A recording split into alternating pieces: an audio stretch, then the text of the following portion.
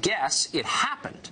While the National Press Corps stares transfixed at the president's Twitter feed, the Democratic Party has morphed into something that bears no resemblance to what it was even 10 years ago. For many decades, that party was a coalition of liberal intellectuals, the urban poor, and the country's working class. That last group kept Democrats grounded in the vicinity of reality, but those voters are long gone now, and with them, the Democrats' connection to America itself. Consider the party's evolution on the question of borders. Bill Clinton ran twice against illegal immigration. He attacked it in stump speeches and in his State of the Union address. Clinton understood that without borders, you don't have a country. He also knew and repeatedly said that a flood of low-wage labor undermines the wages of American citizens, because it does. Try making that point today. Keith Ellison will denounce you as a Nazi. Ellison is a Democratic congressman from Minnesota. This year, he was nearly elected chairman of the DNC. He's not a fringe character. And yet the other day, he announced that opposing illegal immigration in any way is morally on par with aiding Hitler. I'm one of the people who believes we should give our neighbors sanctuary. And if you ask yourself, what would I do if I was a Gentile in 1941 if my Jewish neighbors were under attack by the Nazis? Would I give them sanctuary? You might be about to find out what you would do. Will you pass that moral test, or will you fail it? So if you think we ought to enforce the immigration laws Congress itself passed, Congressman Ellison believes you're evil. When did Democratic politicians start talking like this? Maybe around the time Congresswoman Maxine Waters of Los Angeles became a folk hero on the left. In a recent appearance, Waters explained that the Trump administration isn't simply wrong on the issues, it's a front for the Klan. I'm cleaning out the White House. This person who does not respect you, this dishonorable human being who cheats everybody, this dishonorable human being who will lie at the drop of a hat, this dishonorable human being who have the alt-right and the KKK and everybody else inside his cabinet. I'm going to say impeach 45 every day. Impeach 45 every day. That's not political rhetoric. It's a war cry. It's an incitement to hysteria, and maybe worse. If you really thought the Ku Klux Klan controlled the White House, what would you do? What wouldn't you do? We're the adults in the Democratic Party. It used to be they were in leadership, but not anymore. Nancy Pelosi is the most powerful Democrat in the House of Representatives. She was once Speaker, you'll remember. She may soon be again. Pelosi isn't just tolerant of illegal immigration. She's now explicitly encouraging it. Watch this.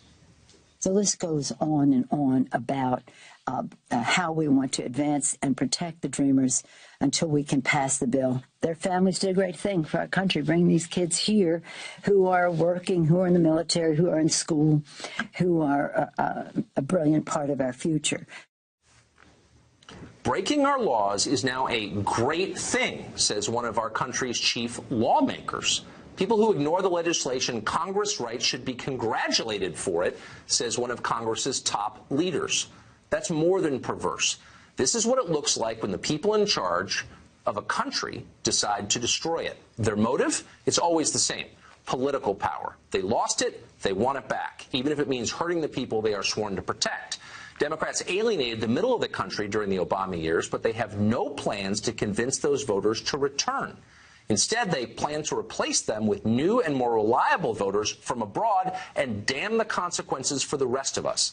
That's why they're far more upset about DACA than they are about the opioid crisis. It's why they care more about preventing a border wall than they do about raising the wages of American workers. It's not complicated. What's amazing is that they're now saying it out loud. Michael Starr Hopkins is a Democratic attorney, a contributor to The Hill and The Huffington Post, and he joins us tonight from New York. Michael, thanks a lot for coming on. Hey, thanks for having me, Tucker. So it seems like kind of a profound moment where you have the chief lawmaker of one of the two main political parties explicitly encouraging people, congratulating them for breaking the law. No, that's not what Nancy Pelosi was doing. Well, she just said it. We just ran the tape. She said what you did was a great thing by breaking the law. No, she wasn't saying by breaking the law you were doing a great thing. She was saying that by taking a dangerous journey, by trying to make sure that you made the life of your children better, improving the life and the plot of your family, that's an honorable thing to do. Most Americans who came to this country didn't come before 1920, or rather came before 1920, when there weren't immigration laws that are codified like they are now. Okay, but it's not 1920, it's 2017, and there are immigration laws passed by the Congress over which she presides. And she's congratulating people for breaking a law that her body passed. I mean, you could make the same case. Someone robs a liquor store, and you say, "Boy, you took a lot of risks. There was a security guard there. You had to drive the getaway car at high speed.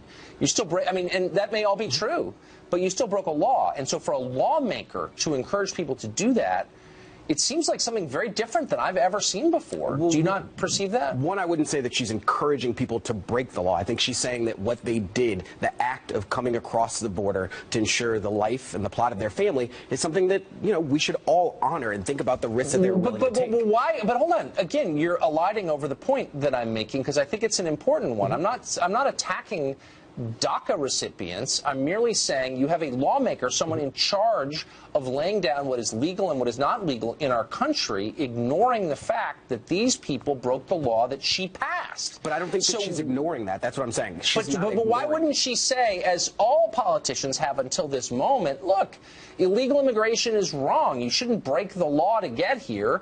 But, you're hardworking people or whatever. But she doesn't even say that. The party doesn't even say that anymore. They're openly encouraging it. Second clip of what she said during the press conference. conference. Watch the whole thing. When was the last time? Okay, but I did watch it, and she didn't say that. And you're seeing again and again, I could spend a whole hour playing tape for you, Democrats applauding people for breaking immigration law. That's not what they're applauding. Democrats are not applauding people for breaking the law. What we're saying is this is a country of immigrants. We are all here because someone came from somewhere else, and that the idea that people would risk their lives for a better life is at the essence of what we are as a people, at the essence of the American country. So that's more important. So, but again, what about the law? I mean, I'm not just being, look, it's not just me. I'm just a talk show host. This is a lawmaker. This is someone whose whole job right now we're debating the law. We're debating the DREAM Act and how we can go about fixing these laws, because right now our system is broken, and I think that that's something Democrats and Republicans But you could say that, but I think everyone agrees our tax code is broken. And all of us have opinions about the ways in which it's broken. How would you feel if a member of Congress got up and said to people who are facing charges for tax evasion, you did a great thing. I support what you did. It was brave what you did. You wanted to feed your family, so you didn't pay those taxes. Wouldn't you say, well, wait, hold on a minute. Our tax code's rotten, but like you can't. My point, it's not a false equivalency. It's what we just were watching. A financial law versus someone endangering their life for their family, those are two different things. Oh, really? Because I have a family, and I can promise you that financial, economic concerns are the main concerns. How am I going to feed these people? How am I going to pay for this house? They got to go to school. You want to go to summer camp? It's expensive. Like, these are the core questions people face, and they revolve around the tax code. These are American citizens. Wouldn't you say, I know I would say, if I saw the Speaker of the House say, you know what, if you don't like the tax laws, just ignore them. I would say, whoa, the system's going to fall apart if you do that. You don't see this at all? But what we're doing here is focusing on 10 seconds of Nancy Pelosi's comments today, instead of focusing on the grander issue, which is, what are we going to do about DACA? What are we going to do about the DREAM Act? How are we going to ensure that these 800,000 people are brought into the American experience, brought out of the shadows? Well, I don't know. Maybe some of us think they shouldn't be part of the American experience. I have a right to think that. And when you start framing things as a battle between good and evil, anyone who disagrees with me, no, not at all. No, I believe in the law. I'm an American, like the whole world. And the only reason Democrats were doing this was because we wanted their votes. When you have someone, but let's be totally honest here. Yeah. If you have someone saying the cabinet of the United States government is controlled by the Ku Klux Klan, if I really thought that, I think I would quit my job and work full-time to overthrow that group. Steve Bannon was in the White House, and he said himself he was an ally of the alt-right. Of the Klan? Like, what? I mean, let's drop the pretense. That's insane, it's untrue, and it's inciting people to lunacy. You can't say that. It's just not true. Well, she's a member of Congress. You're not allowed to talk like that. Where's the consistency? Donald Trump says ridiculous thing after ridiculous thing, and you don't care whether it's true. Now, all of a sudden... Actually, I do care whether it's true, and if Trump ever says that some group he doesn't like is controlled by the Klan, I'd say, well, slow down, man. She said that Obama was the founder of ISIS and that he was a Kenyan. Come on. I mean, I get where you're coming from. That he was the founder of ISIS and a Kenyan. Both untrue.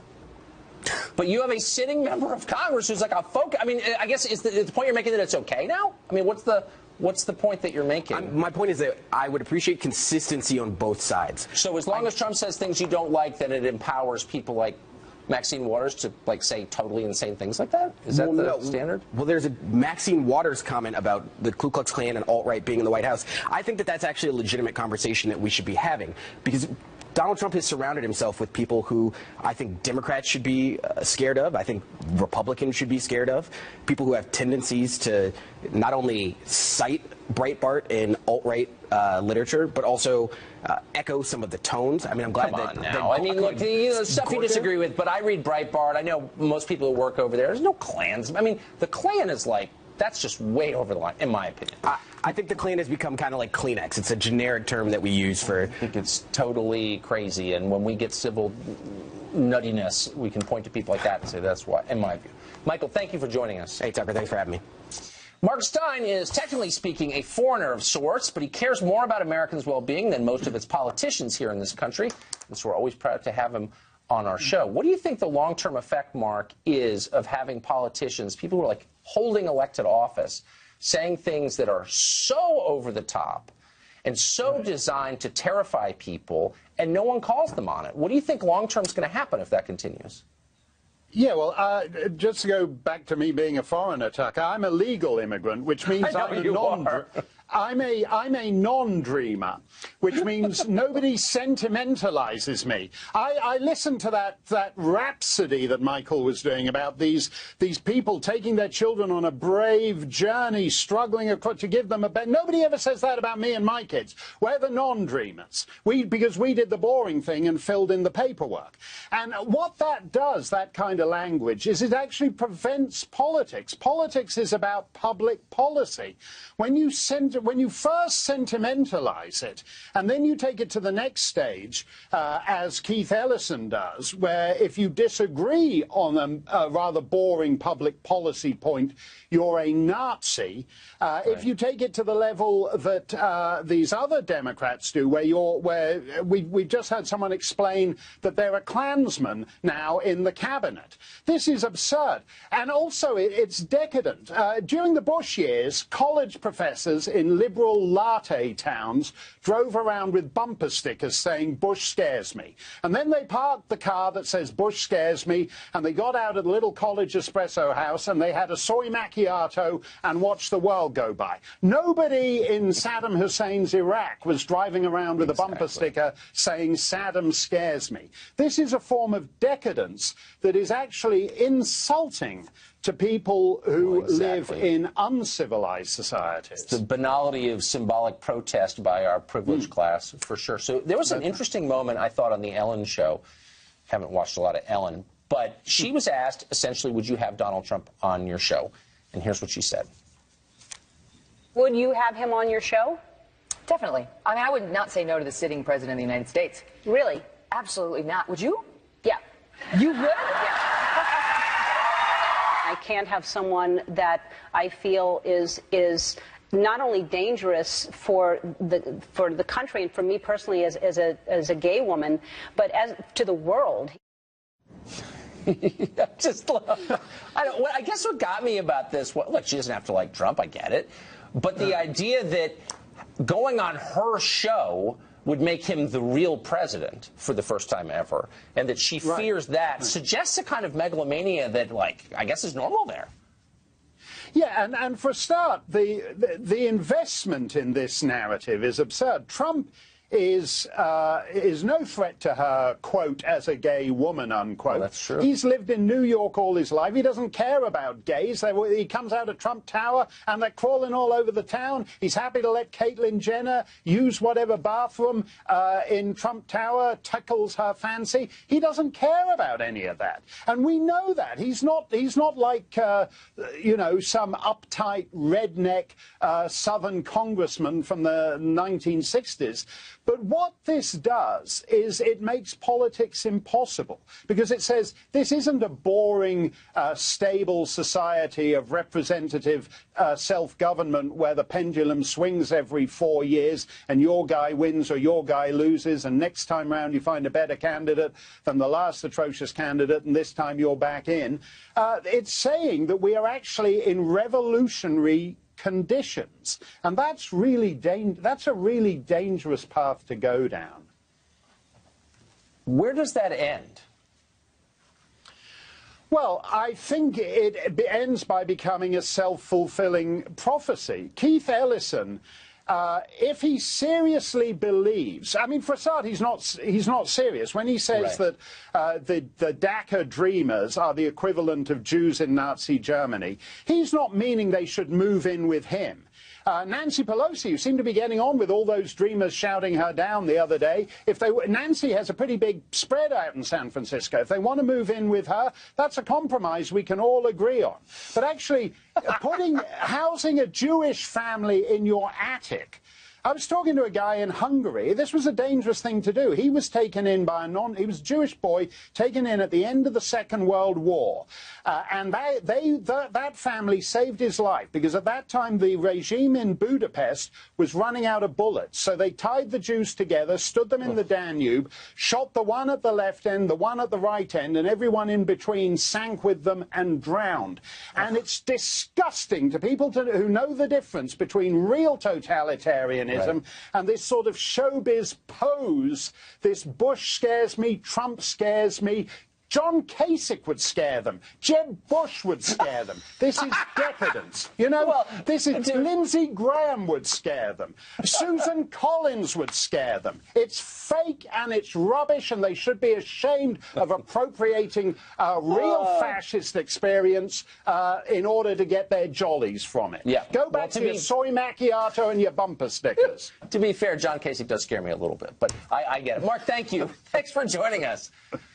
Always a pleasure, Tucker. Thank you. Hurricane Maria slammed into Puerto Rico today. We've got an update on the damage, which is profound. That's next. Plus, President Trump may have been right about President Obama wiretapping Trump Tower. Kind of a big deal. Nobody seems interested in following up on it, though. Why? That's ahead. This is a Fox News alert. Hurricane Maria has slammed into the island of Puerto Rico, adding its own destructive toll to an island wounded just 2 weeks ago by another hurricane, Hurricane Irma. Steve Harrigan is in San Juan, the intrepid Steve Harrigan. He joins us from there now. Steve, what's it like? Tucker, the worst of the winds have already gone through Puerto Rico, but the problem now and the danger is from the rain. It hasn't stopped from yesterday afternoon. It's still coming down pretty hard. Some areas could get 20 to 25 inches of rain, so there are flash flood warnings around rivers all across the island. The winds hit hardest around 9 or 10 a.m. They were intense. Here where I'm standing, there were gusts of 145 miles per hour. Big chunks of the buildings around me simply litter the courtyard. Satellite dishes, parts of roofs, balconies, all torn off. Some smaller communities with a lot of wooden buildings, metal roofs, they might have to be rebuilt entirely. The power on the entire island, 3.5 million people here, a U.S. territory, almost completely gone. There's some generator lights on behind me. This is a first responder hotel. It was pounded pretty hard. There is a curfew in effect now from 6 p.m. to 6 a.m. So far, there have been no reports of looting. This island was hit hard by Irma, a glancing blow. This hurricane was a direct hit, so we could see cleanup and getting the power back on taking months. Tucker, back to you.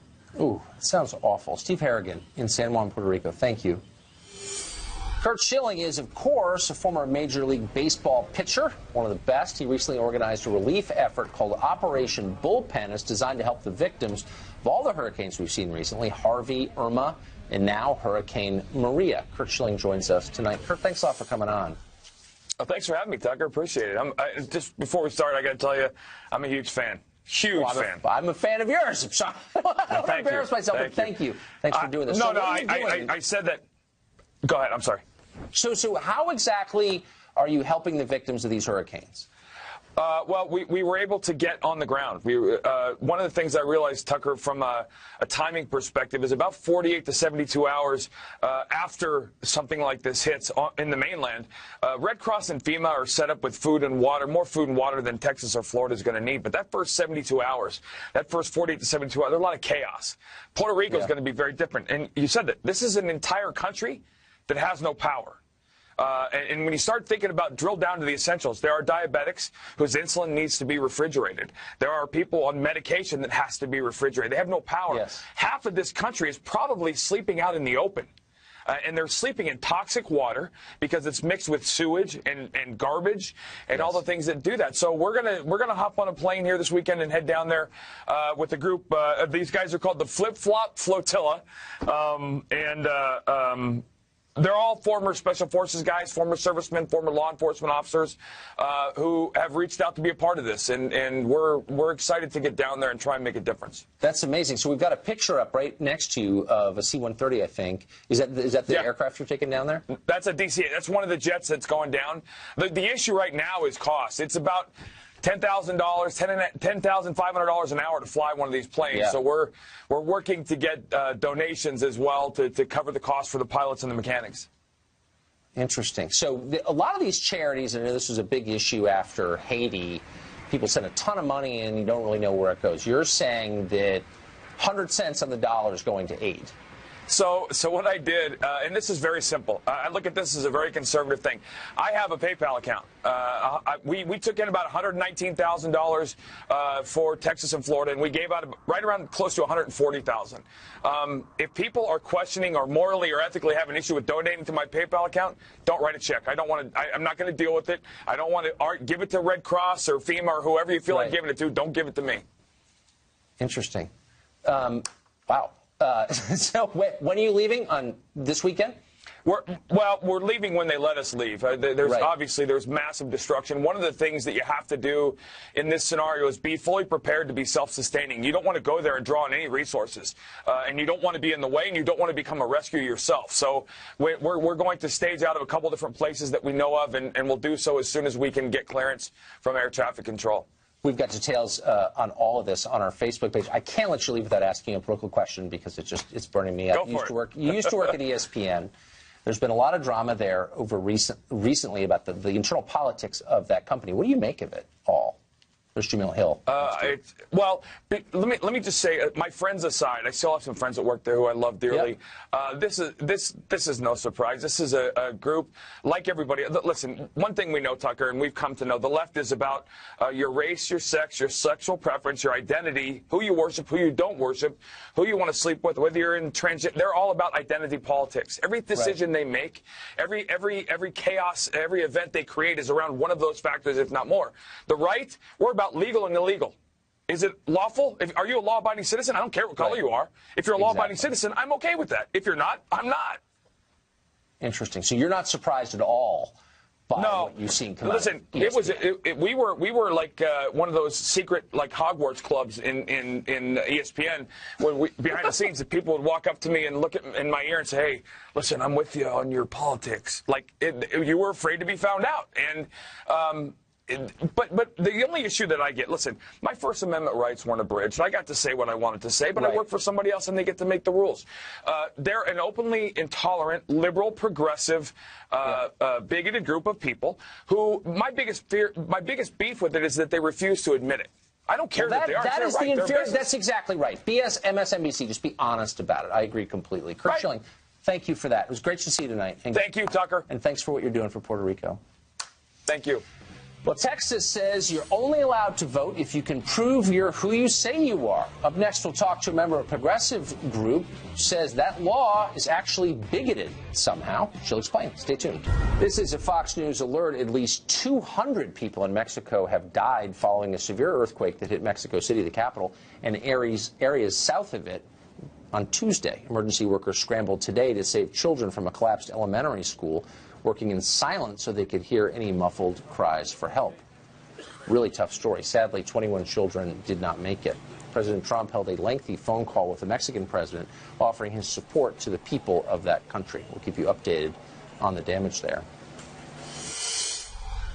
Well, there's a showdown over voter ID laws in the state of Texas. In order to prevent voter fraud, that state recently passed a bill that would bar anyone without some form of photo ID from voting in the elections there. Progressive groups have sued. A district court judge has blocked the law, saying it was racially discriminatory. An appeals court has just reversed that ruling, though, clearing the way for Texans to use the law in the elections next year. Kristen Clark works for the Lawyers Committee for Civil Rights under Law, and she joins us now. Kristen, thanks a lot for coming on. Oh, thanks for having me. So one of the reasons I want to talk to you is I reject the underlying, because I think it's not factually supported, assumption of this conversation, which is that there are millions of Americans without photo IDs. I think it would be almost impossible to live in this country without a photo ID. You could not work. You could not get government benefits. You couldn't drive. You couldn't stay in a hotel. You could not buy cold medicine or nail polish in a lot of places. You could not fly on an airplane. I don't know how you could live, and I don't think there's any up-to-date study that shows that those numbers are real. So let's talk about Texas's photo ID law, which is the most restrictive and stringent law of its kind on the books in the country. Now, this is not a state that said, bring any photo ID to the polls and you can vote. This is a state that has limited voting to people who have certain forms of ID. A passport, a driver's license, a conceal and carry permit. The problem is that there are the same forms of ID that you would need to do any of the things I just listed. No, the problem is that there are 4.5% of people in Texas, that white voters, black voters, Latino voters, who were disenfranchised the moment that they put this law on the books. And so that's why we filed our Voting Rights Act case. Let me ask you a question, though. I don't think those numbers are not real, and that's why I wanted to talk to you tonight. I don't think the study shows that, and I know everyone repeats it like it's real. It's not real. Those people cannot make money or get money from the government or drive a car or do anything in American life, and you say 4.5% of the population of Texas can't get any income at all? Like, how does that work? 600,000 people who were disenfranchised the moment they put this law on the books. But it's a very simple question. If you're an adult in the state of Texas and you don't have a government photo ID, you can't have a job and you can't get any benefits. You can't participate in any meaningful way in our life. I don't know how you feed yourself. So what are these people doing? So 5 courts up at this point have found this law to be discriminatory. 5 courts have found it to be discriminatory. I keep One hearing this, of the experts that we introduced in the court is Dr. Stephen Anselabert, and I have a copy of his report for you.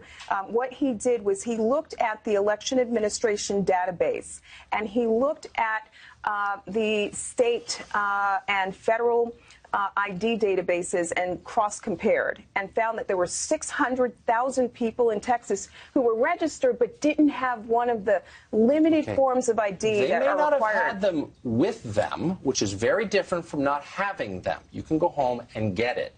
But you're ignoring my question, which is, are there really millions of people who don't have photo ID? And you know the answer is no, there aren't, because there can't be. There are 600,000 people who don't have a conceal and carry permit or passport or driver's license or a passport, or else they can't live in this country. So here's my question. Is it racist to require a photo ID to get a job or stay in a hotel or buy a gun or fly on a plane? No. So why is it racist to ask when you vote? The right to vote is the most important right in our democracy. And we don't need to erect hurdles and barriers that make it harder for ordinary Americans to vote. And what Texas's law did was it knocked out people on the margins, the poorest. There's no evidence of that. And in fact, you've seen in a number of states, 2 cycles ago, when Obama was elected, you saw a couple of states pass voter ID laws, and the voter participation rate among minority voters went up. But Texas is a different story. Well, this is a state where courts have found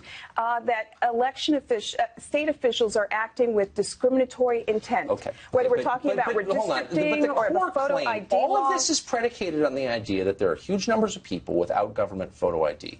And we would at least concede that that's insulting to our intelligence. They don't actually exist because you can't live in America if you don't have government-issued photo ID. Sadly, 4.5%, this is not a made-up number. It is 4.5% of people in Texas function without a passport or a driver's license. Okay, now you're being too specific. Without government photo ID, how do you live? How do you get money? How do you get food? How do you go outside? That's why we That's why we've been fighting this voting rights battle for the last 3 years, and we've been winning. What about the Second Amendment guarantees your right to have arms? Do you think it's bigoted to require photo ID? Well, this case is not about the Second Amendment. It's about the right to vote. It's about the right to vote. Those numbers are and untrue. Taking down the barriers that stand in the way of ordinary Americans who want to have their voices heard. No, that's true. I appreciate it. I just disagree with the premise. This week brought out new evidence the Obama administration may have deliberately spied on Donald Trump's presidential campaign. CNN is reporting that. Why aren't the media treating it like the big deal it is? We'll talk to a Wall Street Journal editor about that next. New reports this week indicate the Obama administration may indeed have spied on the Trump campaign, specifically its campaign chairman Paul Manafort, and possibly monitored Trump Tower while refusing to tell Congress about it. And yet somehow this report, which appears to be kind of a big deal, doesn't seem to have sparked much interest in the press. James Freeman is an assistant editor at the Wall Street Journal. He wrote a piece asking why the media care more about President Trump's tweets than it does about the Obama administration possibly lying and spying on the political opposition. James Freeman joins us tonight. James, thanks a lot for coming on. Good to be here. I mean, I guess just the first macro question, this seems like kind of a big deal, an administration authorizing spying on, wiretapping of its political opponents. I mean, if that's not a scandal, I'm not sure what qualifies as one.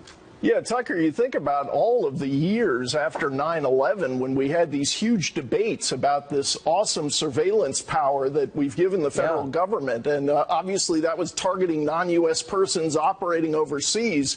And this question was, what if this amazing power was someday turned on the political adversaries of the party in power? And now it's happened.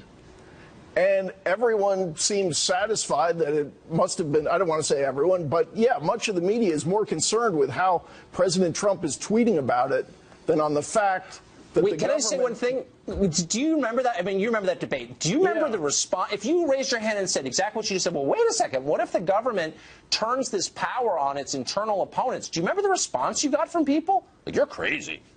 Yeah, but that was the nightmare scenario. Exactly. And you remember all the coverage, debates about what's known as the FISA court, Foreign Intelligence Surveillance Act court. And to much of the media, this is a dark, secretive threat to our civil liberties. Now we learn of a FISA warrant to tap Paul Manafort's phone, and everybody in the media just kind of shrugs and says, well, he must have done something bad. I guess we'll learn eventually. And I think now you're wondering, that judge about a year ago signed off, is he wondering where's the evidence? Yeah, I mean, I think it's a great question. And here, just my final question, why can't we find out more about this? I mean, look, leaking the existence of a FISA warrant, I think, is a felony already. So we're already down this path. Don't you think as citizens we have a right to know why the government did this, who authorized it? I think we ought to know who authorized it. I think it is kind of odd. Here we are more than a year into this story, and all it's leaked. It's sort of everything except the evidence that there was collusion to rig the election.